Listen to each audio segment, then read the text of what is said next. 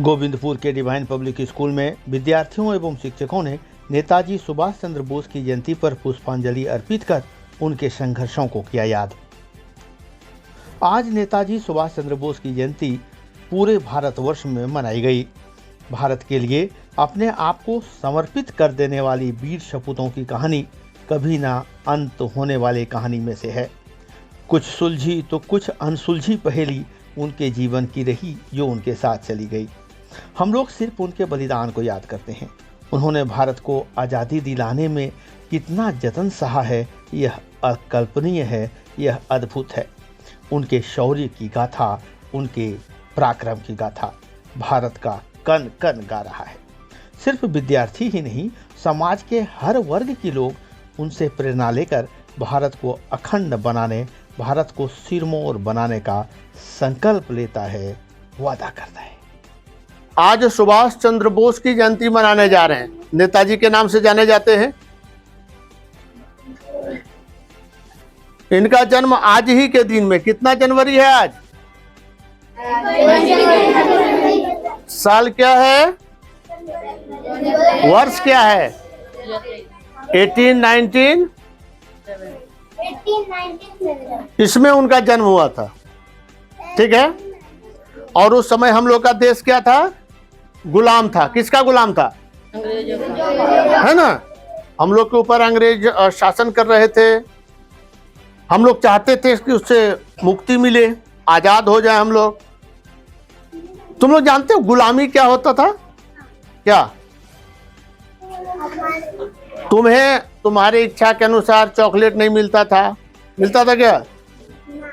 उसी को गुलामी कहते। अपनी इच्छा से काम करना स्वतंत्रता है। तुम क्या करते हो? पढ़ते हो, खेलते हो। अब तुम्हें अभी बोल दिया जाए जाओ एक कुदाल ले लो और जाके खेत में काम करो, अच्छा लगेगा? तो वो लोग क्या करते थे? बच्चे से, मजबूर से सबसे काम करवाते थे। तो हम लोग चाहते थे कि उससे छुटकारा मिले। हमारे जो पूर्वज थे वो चाहते थे ऐसा। तो उसी में से एक थे नेताजी सुभाष चंद्र बोस। इन्होंने लगातार प्रयास किया और प्रयास का आज परिणाम है कि हम लोग स्वतंत्र हैं, स्वतंत्रता पूर्वक सांस ले रहे हैं। ठीक है। तो इनके जन्म दिवस को या किसी भी महापुरुष के जन्म दिवस को हम लोग इसलिए मनाते हैं ताकि उनसे हम प्रेरणा ले सकें, हम जानकारी प्राप्त कर सकें कि उन्होंने कितना संघर्ष किया अपने जीवन में, और ये हमारे बीच ही नहीं, आने वाले समय में भी अमर रहेंगे, है ना। 1945 में तब ये छोड़ के चले गए। अभी तक हालांकि इसका कुछ विश्वस्त प्रमाण नहीं है। प्लेन क्रैश हुआ, उसमें इनकी दुर्घटना हुई, दुर्घटना में इनकी मृत्यु हुई, क्या है स्पष्ट नहीं माना जा रहा है। तो 1945 के जाने के बाद 47 में आज़ाद हुआ। हम इन्हें नहीं भूल सकते हैं क्योंकि आज़ाद कराने में इनकी महत्वपूर्ण भूमिका रही।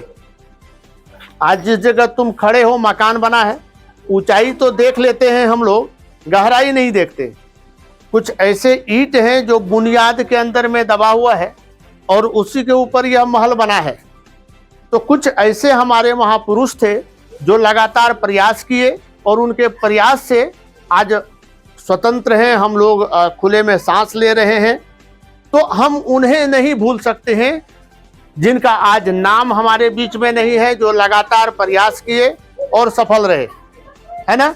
आज नेताजी का तो हम लोग नाम भी जानते हैं, जन्मदिवस भी मनाते हैं, परंतु अनेक ऐसे गुमनामी शहीद रहे हमारे देश के लिए जिसका नाम भी हम लोग नहीं जानते हैं। वह बुनियाद की तरह गौण हो गए, परंतु उनका जो प्रयास था, उनका जो लहू बहा है, उसका परिणाम है कि भारत हमारा स्वतंत्र है, अखंड है।